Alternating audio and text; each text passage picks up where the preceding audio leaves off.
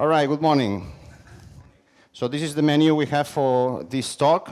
We are going to see an introduction of Zeitwerk. I am not going to pronounce it as well as Monica, but I will try my best because, I don't know, I name it this gem in a way that I cannot pronounce correctly. I don't know what I do that to myself, but that's the thing. So Zeitwerk, more or less, all right?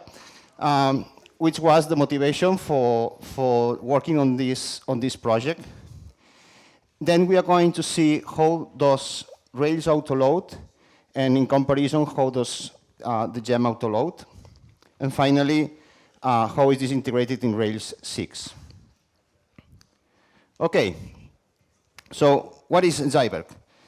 The main features are these ones. It is a gem that is able to autoload. It is able to eager load and reload code. Okay, that's the idea. It is important to notice that in order to eager load a generic project, you have to be able to autoload. So eager loading is not just like a naive recursive require, all right? It cannot be that way because you have constants at the top level, and you would need like a graph dependency to be able to load things in order. You just cannot, recursively require. You have to recursively require having autoload enabled. Then, everything is going to add up, and finally you're going to have the project loaded. This happens in Rails. It has happened since forever. In production, we say you eager load, but while you boot an eager load, autoloading may be happening, okay?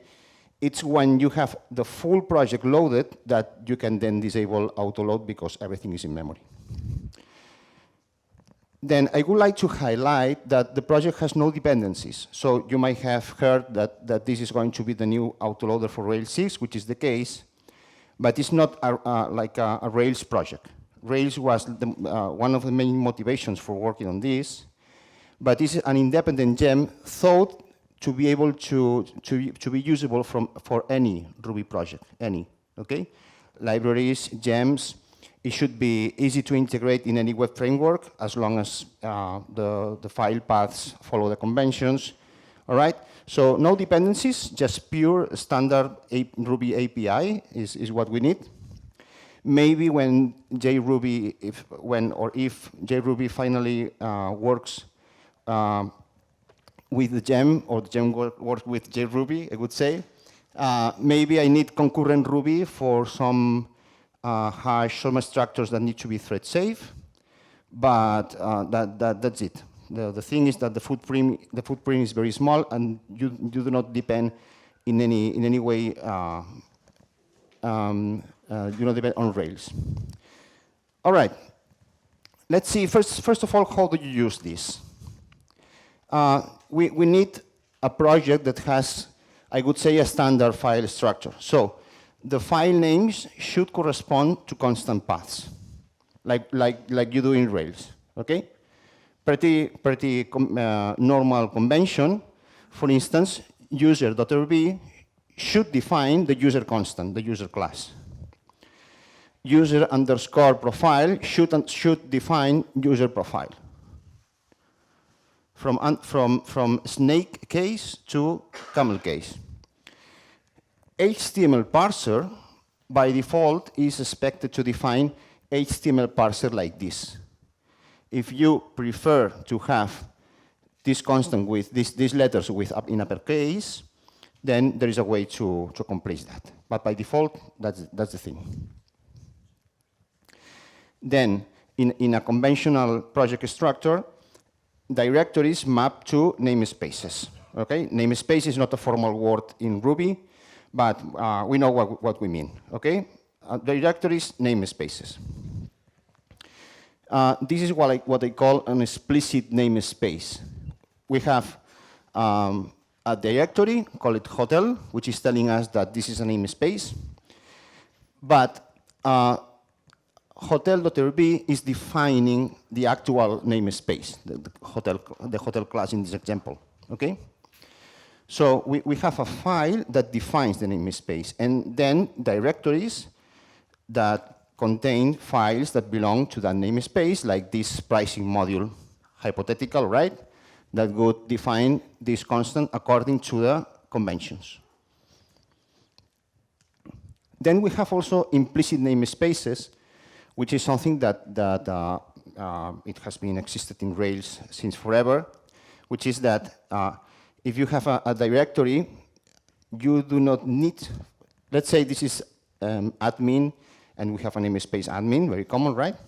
You do not need to write a file called admin.rb to define the module. It just, somehow, there's a module out of nowhere, okay? This is what I call in the documentation implicit namespaces, which is that if there is a directory and there is no corresponding .rb file,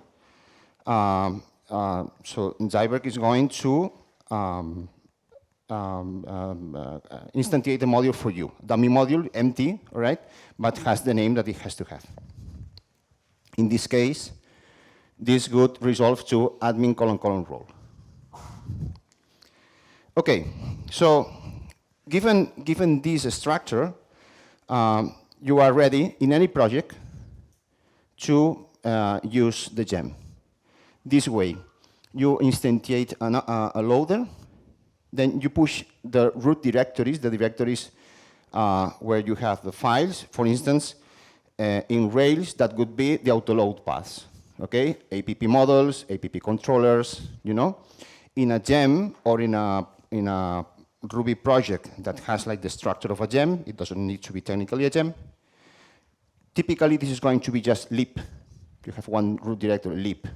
Under that, the project with a standard structure, right? So let's say loader push dir lib, let's say, done. You have to run setup, done. You are ready to autoload, and you are ready to eager load as well. Indeed, in the case of gems or projects that have like a lib directory and an entry point, it doesn't need to have a gem spec, let's say. There's a shortcut because in gems there are two things that are common. One is that you have lib, that's the common directory, lib, and also in gems there's one particular inflection that is very idiomatic, which is that if you have a gem called foo, normally you have a namespace foo, and then you have foo version.rb with the version of the gem. And that constant version, by convention, is all uppercase. So the normal constant expected would be version with just the first one in uppercase and the rest in lowercase. But conventionally, that constant is all uppercase. So this one gives you just an inflector. The inflector is the object that makes this mapping. An inflector that has a special rule for version. But it is just a shortcut. You could write this with this code. Only you have to configure these things. But since it is so common, there's just a shortcut, all right? Okay. Eager loading, very easy. The same thing, loader, root this, setup, and eventually eager load. This is going to eager load everything. And also, there's a class method called eager load all so Zeitwerk registers all the loaders that have been instantiated, and this broadcasts eager load to all the instances. And this is useful, for instance, in Rails when you boot in production, you are not only going to eager load your code base. You are able to load also the code base of any gem that is used in Zeitwerk that is a dependency of the project. And that is better, because the more you put in memory at boot, the better, okay? By the way, you do not need to do this call, and you do not need to push directories or anything in Rails 6. That is done. There's an integration code in Rails 6 that does this for you, okay? We are seeing like the normal interface for an arbitrary project, right? Then reloading. Reloading is a little special, and it needs to opt in, all right? Again, for Rails, this is done for you by the integration code. You do not need to do anything, okay? But reloading, in general, reloading is going to be only useful when you are running or when you are developing a service, like a web application, okay? But Zeitwerk is not about web applications. The goal of Zeitwerk is the Ruby landscape, okay? So when you are working in a Ruby project that is not a service, normally you do not need reloading because you are going to edit things, run the test suite, for instance, you know? So what you need is to be able to load. When lazy could be autoload, eager could be eager load. So the thing is, when do I want to load? But reloading, not needed. And in many use cases, that is not needed. Even in web services, you only need it typically on development. In testing, you don't need it. In production, you don't want it. So this reflection tells us that reloading is a small use case in the grand scheme of things. And that is reflected in the interface this way. You have to opt in. And also, if you do not opt in, which is the common use case, then Zeitwerk is able to use less memory. Because in order to reload, you need to, you have to store some metadata. Okay, no big deal, and it's what you do every day in Rails, no big deal, so it's not like anything expensive or anything like that. But this gem is infrastructure, so it tries to be as efficient as possible. And if we know we are not going to reload, the gem is able to save this. It does not store this metadata, and it just is able to use less memory. Okay. Okay. Again, in Rails, this is done for you. Okay. There's this configuration, call it config cache classes, that tells whether you want to reload or not. According to config cache classes, the integration does this. Okay. What is addressing? Three things, 3 pain points, at least of mine, okay? The original motivation for working on this was to improve Rails autoloading, because Rails autoloading, if you have written Rails applications, you will know that it has some gotchas. It's not like a round feature. It is not a round feature because the technique that it uses is fundamentally limited, and we are going to understand why in a moment. But I wanted to try to improve this. That was the original motivation. And when I started working on that, I realized that the goal could be broader. And I could address another pain point of mine, which is that in Ruby projects in general, requires, in my experience, are very brittle. Okay, we are not talking about Rails applications, because in Rails applications, precisely you do not write requires. Okay, because that's one of the things that autoloading gives you. But if you have worked on any code base that is not like a trivial Ruby project, you may have experienced that requires in practice are brittle. We are going to see in what sense in a moment as well. Then a sense of dryness in the following sense. If you have a Ruby project that has a conventional file structure, and you are instantiating the user, or you are using the user class, and you have to put require user, and then the post class, and you have to put require post. I have a personal sense that I am repeating myself all the time. It is already in the file system. You could infer this if you follow the conventions. That's a personal thing, and these two are personal pain points. So this gem, in a sense, addresses something that I wanted to solve for myself. Maybe other people are fine with require, and they do not have this pain point, fine, okay? But that was a personal motivation, let's say. Let's talk about the brittleness of require. Let's say we have this class, airplane, and let's say we have stuff dealing with coordinates in a module called like this, okay? In a Ruby project, we are not in Rails. In a Ruby project, this generally would fail because this constant is unknown. You would need to put a require, right? Okay. The problem is that that require, as you know, has a global side effect.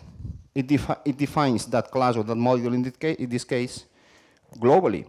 So from this point on, locatable is available in the entire program. So the problem is that this same file without the require could work.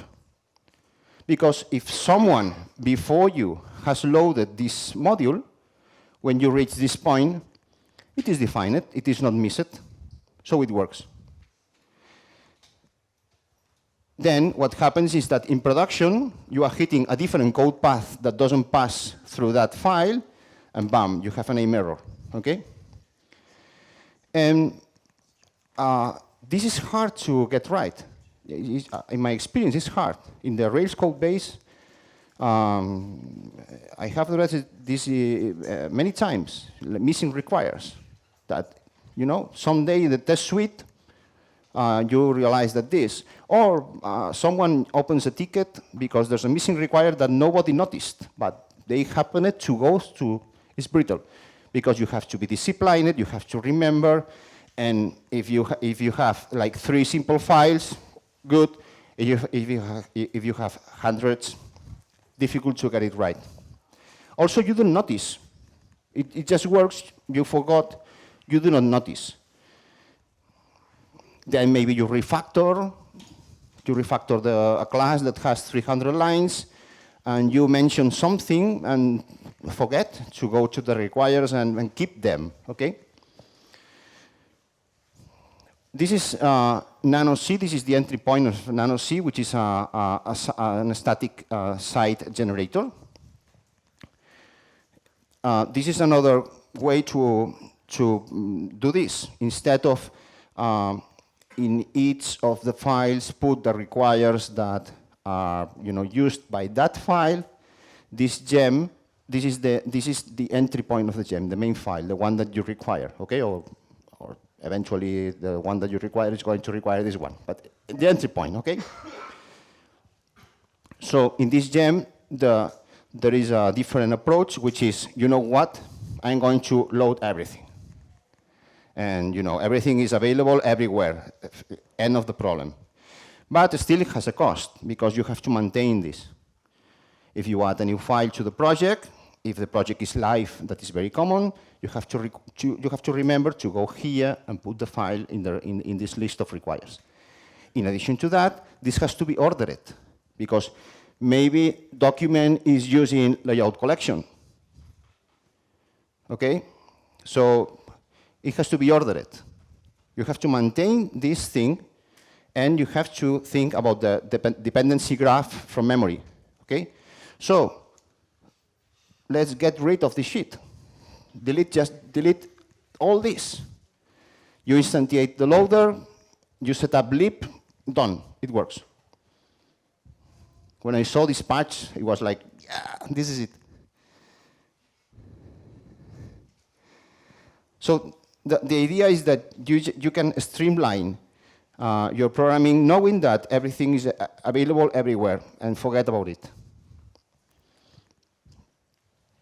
All right.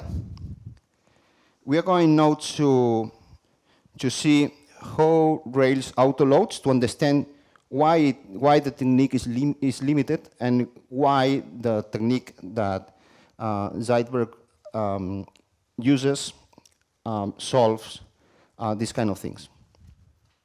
But in order to do that, let's do like a super brief constant refresher, because I talk normally, especially lately, less about constants and more about classes, modules, namespaces, which is a vocabulary that is more familiar for everyone. But technically, this is all about constants in Ruby. Why? Because in Ruby, you know, this is a constant assignment, right? 1 assigned to x. Okay. The thing is that this is also a constant assignment, and you don't see it, but it is. So in Ruby, there's no syntax for class and modules. There's no syntax. There's only constants, and constants are storage, like variables. There's nothing fancy. Okay. So this is the same as this, exactly the same, except for scoping or rules that are not relevant to this talk. Okay. So Ruby creates a class object and stores that class object in the C constant. Okay? This is done, the class keyword behind the scenes does this. And you as a programmer could do this, and it's the same thing. And if you ask in the next line, which is the name of this class object, it's going to say C. Because Ruby has a rule that says, if I am assigning a class object, at this point the class object is anonymous, okay? If I am assigning a class object which is anonymous to a constant, then I'm going to set the name of that class object, and from that point on, there's no API to change this value. So, this is super key to understand things related to autoloading in our day-to-day. Here, in our day-to-day, we think about the user class, the date class, and we talk that way, okay? The user class, the date class. But in reality, what we are seeing here is a user constant that could be a variable. This is an expression. It is not syntax for classes. This is an expression. This is a constant that evaluates to a class object. And that object responds to this method. The return value of this method is stored in this variable. Okay, that is what is really happening. Date is a constant, regular constant. Evaluates to a class object as well. That class object responds to today. The return value of this method we store in this variable. Okay, that is what is really happening. And that is why, technically, autoloading is about constants, because there's no such thing as classes and modules like formally, except for they are, these things are just coupled in at creation time. So at creation time, you have this vinculation between class objects and modules and constants. But from that point on, they are totally independent entities. For instance, you could delete the date constant from the interpreter, but the class object could be stored in somewhere else, in a variable. It could work. Maybe the program wouldn't work because date is a important class, you know, in practice, but you can do that. You can store the object, store it here in a different constant. They are totally independent concepts, and that makes this topic richer, because in many programming languages, constants are like a trivial thing. But in Ruby, due to this, it is more complicated. Constants belong to modules. So in a very physical way, you have a module. You can think module has many constants. So every module or every class has internally like a symbol table, like a hash table that maps constant names to values. And that is per class. Every class and every module has this internal collection. Top-level constants belong to object. Okay, so this user constant is stored in a symbol table, let's say, that is managed by object. Here we have a top-level constant hotel stored in object, and we're defining a module pricing. Where is this constant stored? This constant is stored in the module that is stored within this constant. That's the full thing. Okay? So if you have a top-level pricing constant, that is absolutely independent of this nested pricing.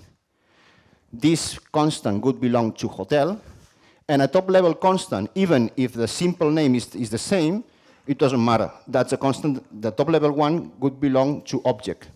They are totally independent, regardless of the matching of the trailing part. As you know, this is an alternative way to define the same thing. There's some technical difference that we are going to see now, but this is defining the module within this constant that is going to belong to this one. Okay. To understand how constants are resolved, we are going to see very shortly a couple of key concepts. One is, call it nesting. Nesting, very easy. I am not going to give you the full definition of nesting, but for a day-to-day is enough to understand that every time you use the class or module keywords, you are going one level of nesting down, okay? So here, at this point, so at every point in the source code, there's the notion of which is the nesting at this point, okay? The nesting at this point here is hotel pricing, so this guy, and hotel, this guy. Every time you use the class or module keyword, you're pushing to this implicit collection that the interpreter manages for you. Here, we have used the module keyword only once, okay? So that's one level of nesting at this point, and the module that you have in the nesting is this one, the one that goes with the keyword, right?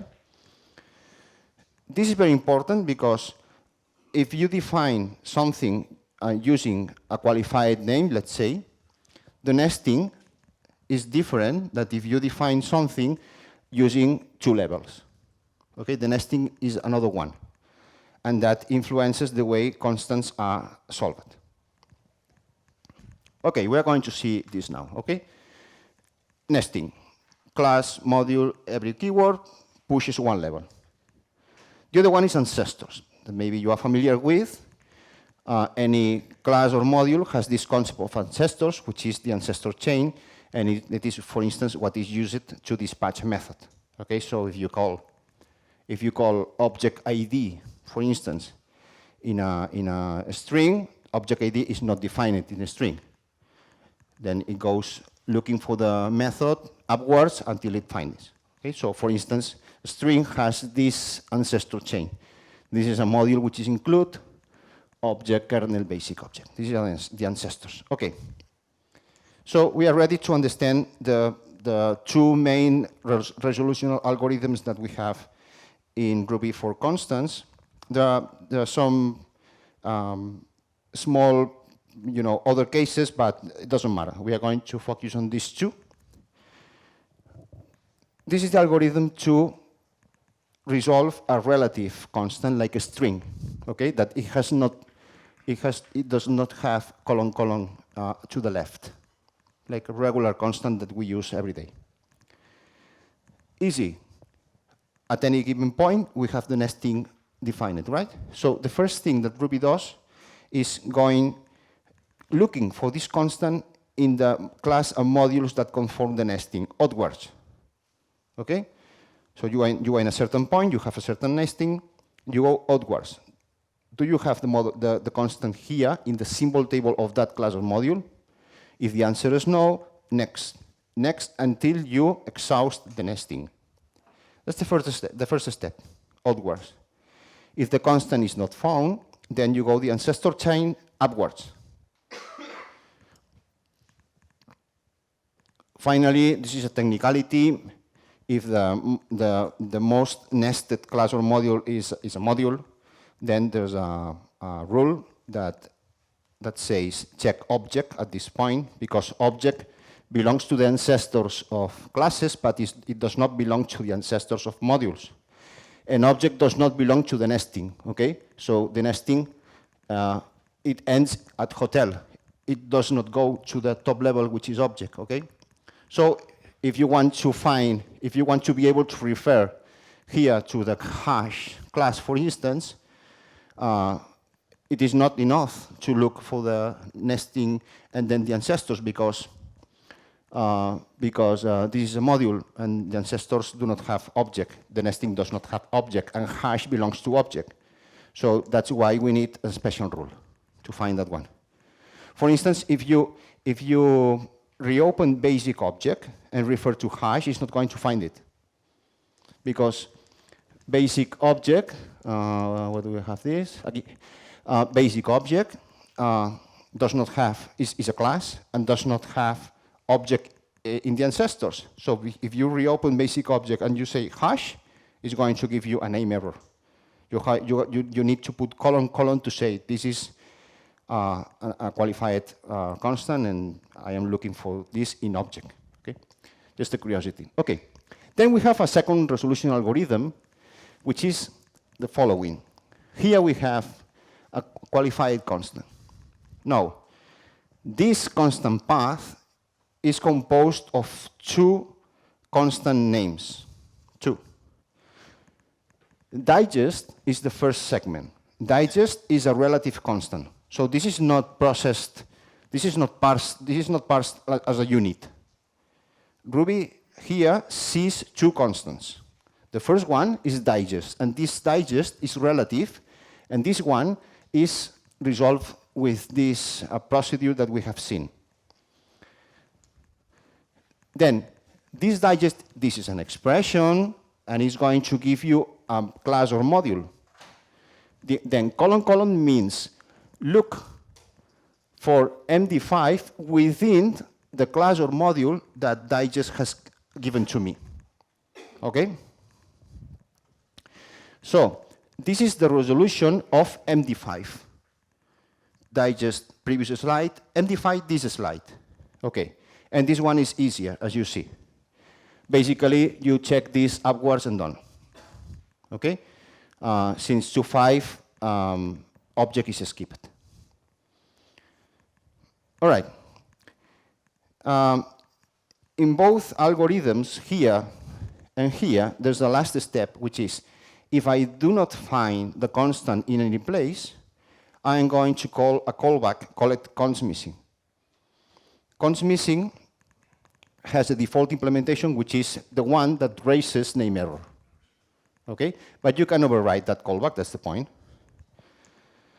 So we are ready to understand how Rails autoloads the basic idea, which is the following. We have the autoload path. That is something that Rails sets for you, and there's also interface in order to be able to add more things to autoload paths. Autoload paths in a Rails application is app models, everything below app, okay? The conventional ones, or the default ones, app helpers, app controllers, app models. But if you have a custom directory within app, like app presenters, app forms, app services, whatever, is picked for you automatically, okay? So we have a number of directories that represent the root namespace, represent object, okay? And then Rails sets a custom implementation of const missing. Basically, what happens is when you refer, let's say you are in users controller, and in users controller, at some point, you have an action that says user.find whatever. Well, if the user class at this point is not loaded, Ruby is going to say, users controller, do you have a user constant? No. Okay. Ancestors, do you have a user constant? No. So fall back to const missing. And const missing is going to receive the name user as a string. The name, what you have is the user, a constant whose name is user, a string, was missed within user's controller. Then Rails go to the autoload paths and say, okay, user constant should be defined in user.rb. Looks for user.rb in autoload paths. If it finds user.rb, loads the file. As a side effect of that file, the constant is defined, the user class is defined, and you continue. That's the basic idea, okay? The namespaces complicate this a little bit, but that's the basic idea. Okay. This technique has some limitations, and this is what autoloading in Rails has some edge cases, some gotchas, you know. It has been very practical. It has been since the beginning of Rails there, and it has allowed us to write Ruby projects that are able to reload, are able to not write requires, okay? So it has been, for me, it has been an amazing feature of Rails, okay? But the reality is that it has some limitations because I said you are given the name of the constant and the module where this constant was missed. Which is the nesting? You do not know. And the nesting is something that you need to know if you want to emulate the way constants are resolved, but you do not know. The API does not pass you the nesting. You do not know either if the constant that was missed was relative or was qualified. You do not know it. You only have the object where which that's missed. This object could be the first in the nesting, or it could be the one you know, to the left in a qualified situation. But you do not know which is the situation. Okay? So the implementation of Rails, basically, there's some details, but basically assumes that the name of the module reflects the nesting. Basically, that's it. It has to assume something, you know? So that's the assumption. That's the assumption. Then there's another gotcha which is important, which is that const missing is the last step in this procedure. We are going to see right now why is this a problem. And finally, that is not thread safe. Rails has been thread safe for many years, but internally there are some blocks and some stuff done because you have to work around this as well. Okay, what is important that const missing is the last step as a limitation, because in a situation like this, you may not find the constant that you want. Okay, let's suppose we have this, we have hotel, and we have pricing with the logic related to pricing organized in a module, fine. But we have two pricings in the project for whatever reason. We have a top-level pricing and what that is nested in hotel. Okay? Maybe this one specializes this one, whatever. Okay. The intention here, let's say the intention of the programmer here is to include this module, the more concise one. This is the intention of the programmer, let's say. What happens if, when you reach this point, this one is loaded, and this one is not? What happens is that, since this is loaded in memory, Ruby checks the nesting. Is pricing stored in this module, in this class, sorry? No.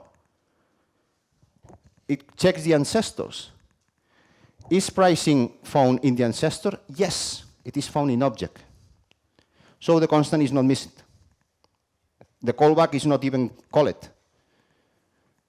Okay, this is something that happens in practice. Yeah, you have this kind of you know, details, and then you have to require a dependency to make sure that this is loaded.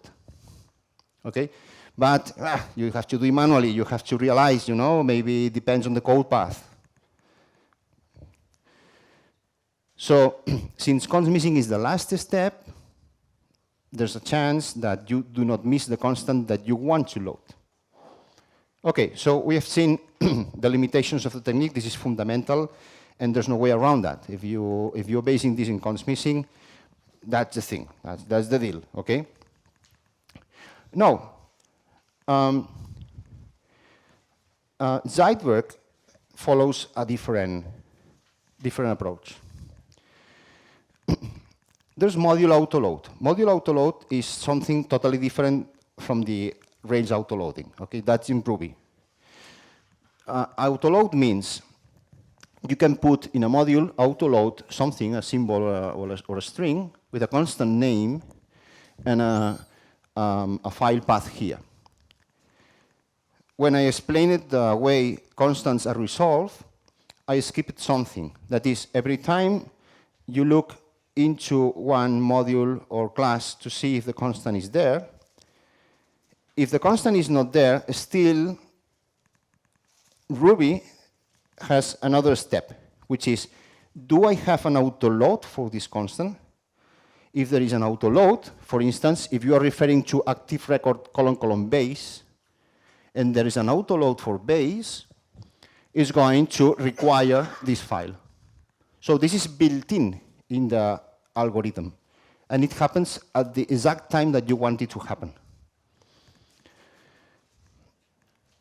This is used a lot in the Rails code base, in the code base of Rails itself, not in Rails applications. Okay, and it is a way to defer loading code, and well, it has some applications. Okay, but the gem exploits this idea.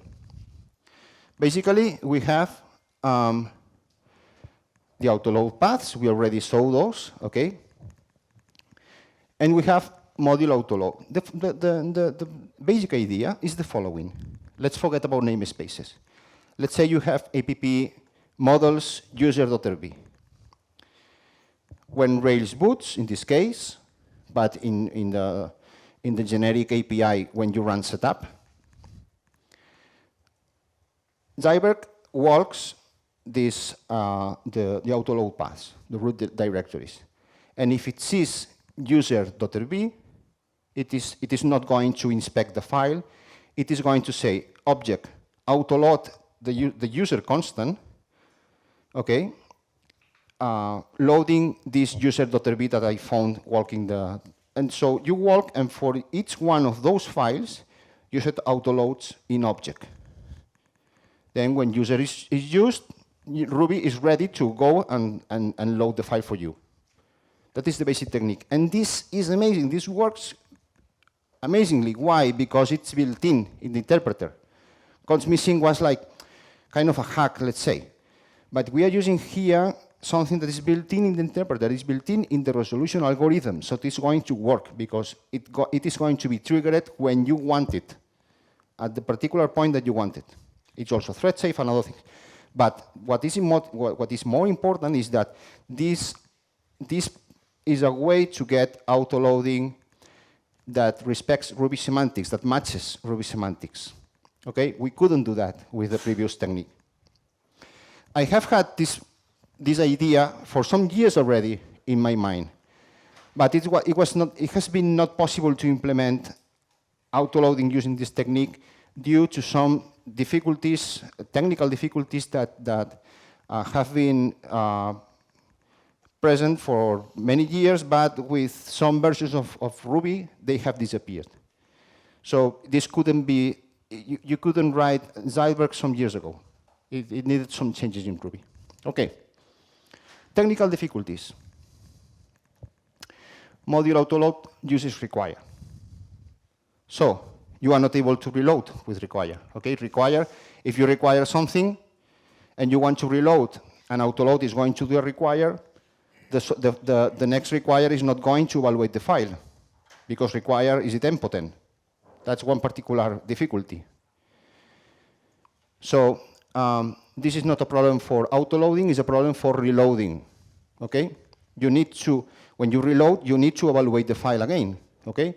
And there's no API to say to autoload, please use load instead of require. There's no API to do that. Okay. Another one is that there is no API to remove autoloads. So if you have user.rb in one folder, and then you implement a different user.rb, that you delete that one. You put user.rb in another place with different contents. And you leave the autoload there for user, is going to look for a file that it shouldn't look for, okay? When you reload, okay? So we should be able to remove autoloads, but there's no API for that. Does not support namespaces. That means that when you set an autoload, you have to use a simple name. You cannot say object autoload admin : role. You cannot say that. You can say object autoload admin, period, one level. If you want to load admin role, you need first the admin module. And in the admin module, you are going to be able to say autoload role. But you cannot use qualified names in autoload, only simple names. You have to go one step at a time. Then there's a chicken and egg problem with explicit namespaces that we are going to see in a slide next. Let's see how is this addressed. As we said, if you require user for the first time, it's going to be loaded. If you require user a second time, it's not going to be loaded. That's why you, in a standard code base, you can use require user whenever you want, whenever you need it, and you know that it's going to be executed only once, right? Okay, what do we do with this? So a little hack, which is that how does require know if it loaded user? Because it stores the full path, the real path in recent Ruby versions in this collection, loaded features. So it goes to loaded features, looks for the path. If it's there, it is not going to load it. If it is not, it loads. Well, this collection is mutable, so we modify the collection. Okay? This is an old trick. I knew this trick. I have known this trick for many years. In Perl, you do this and modify the things. So it's a little hack. It is a guiding principle of the project to use standard APIs. But in order to accomplish what we want to accomplish, we need a couple of hacks. But I've tried that these hacks are very innocent, like this, and very scoped. So we know we have these two hacks, but that's it. The rest of the project is standard APIs, standard semantics. Okay? So, okay. Then, removing autoloads. Well, there's no API, but if you remove const, there's an API to manipulate this symbol table. Okay, that's a standard API. You can remove constants, add constants, ask for the constants in a given module. Well, if you remove const, the constant name, and there's an autoload, it removes the autoload. Okay, so we have the first two. We have them solved. Well, for many years, and that was a blocker for implementing this idea, the require used by autoload was not kernel require.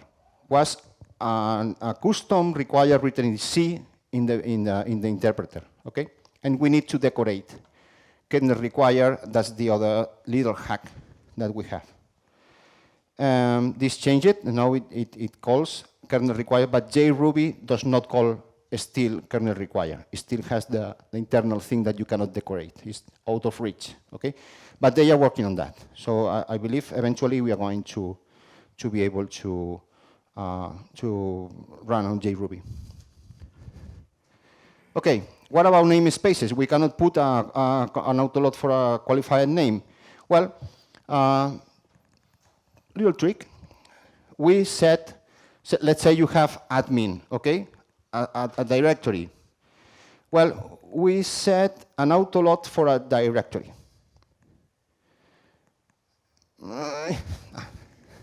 For a directory.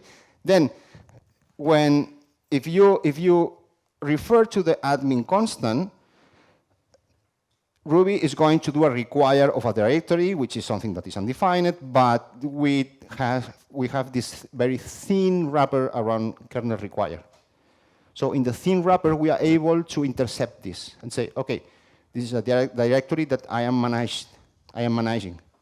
So what happens is that we intercept this,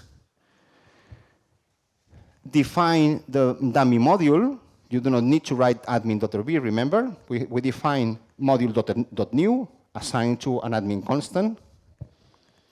And then you have one directory with the children of this namespace.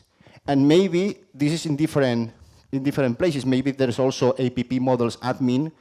Maybe there's app helpers admin.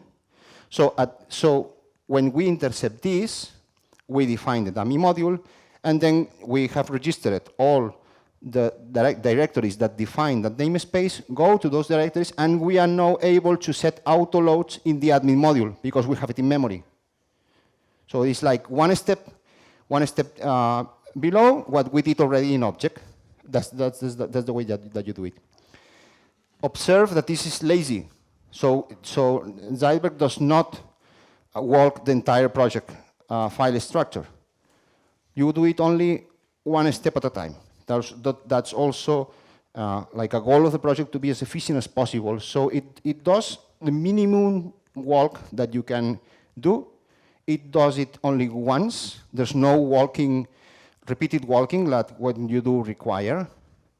And also, internally, it only uses absolute paths. Indeed, a project managed by Zeitwerk could have the directories so the directories do not need to be in load path because everything is absolute paths. So if you do require with an absolute path, that goes straight to the file. If you do require with a relative name, Ruby has to walk the load paths and see if it finds a matching that's slow, and we have workarounds for that, bootstrap, you know. So Zeitwerk, it's a rule of the project, strictly uses absolute paths internally. And then the chicken and egg problem is the following. We have hotel, pricing, and pricing is here. What happens here? Can you evaluate this file? You cannot. Because when this is executed, this is at top level, so you need to be able to refer to the pricing constant. But the pricing constant is here. And before evaluating this file, we do not have a hotel class in order to be able to put the autoload for pricing. So you cannot load this one. You cannot load this one because you need hotel in order to define pricing in hotel. So you cannot load any of the two. Okay? The workaround here, or the technique to overcome this chicken and egg problem, is to set a trace point. We set a trace point in the class event, and we know which explicit namespaces we are waiting for. So we have a trace point. This is an API from Ruby. Basically, if you put this trace point new class, Ruby is going to call this block whenever you create or reopen a class. That's the idea. So with this trace point, we are called at this point, precisely when we want. So the trace point is going to call when this class is created. And since we are called at this point, we are on time to go to the directories and put autoloads in the class object because we already have the class object here. So those are the little tricks that we use to do this. Finally, Rails 6 integration, very easy. I tried to this integration to be as smooth as possible. You have practically to do nothing. So if you generate a Rails application or you're upgrading, if you have this in config application.rb, which is generated by default, this is the modern interface for setting framework defaults. Okay, this enables Zeitwerk for you, and that's it. Okay, you don't have to do anything. If you want to troubleshoot something, you can set a logger. There's these Rails autoloaders. There's going to be a guide. Okay, there's going to be a great documentation. So I'm just going to cover here the basic idea. And then the small details, corner cases are going to be documented. Okay, you have a logger, and if you pass a lambda or a logger to this guy, it's going to print traces about the activity of the autoloaders. And maybe you need to put an inflection, maybe. So the thing is, the classic new jargon, we have the classic and the Zeitwerk autoloading in Rails now. Okay. So the classic autoloader, look, the starting point is const missing. Const missing gets the constant name.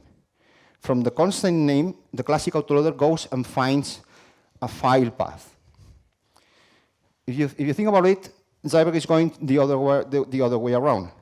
Zeitwerk goes to the files and says, okay, this file should define this constant. So we go in opposite directions. In active support parlance, that would be underscore or camelize. Okay? The classic autoloader is based on underscore. From a camel case, you go to a snake case. But Zeitwerk goes the other way around. From a snake case goes to camel case. And they are not invertible. For instance, API, underscore API, everything uppercase, gives you API, everything lowercase. But API, everything lowercase, gives you API in camelize with just one uppercase later. You need to define an acronym, okay? So for many use cases, like if you have that in controllers or whatever, normally you have already that in place, because in some places, Rails has to go in the other direction as well. But it could be the case that you have one file, in some place that does not resolve. Then you're going to have accounts missing. I will try to make a script or something like this that you can pass if you are grading. Okay, if you are grading a Rails 5 application, that you can do a pass and say, okay, this file does not define what it should define. Okay, I don't know. I will try to make something like this, no promises, but it could be like a help in upgrading. But in general, it should work. Okay, except for these little details, it should work. Finally, if for whatever reasons you are upgrading or you are writing something new and want to use the classic autoloader, is there, is untouched. So it is going to work as always. Okay, the way to opt out, if you do not have the 6.0 defaults, this is not needed. But if you have loaded the defaults, right after that, just configure classic, and it's going to use the classic autoload. The code is untouched, it's going to work as always. All right, so that is the talk. Thank you.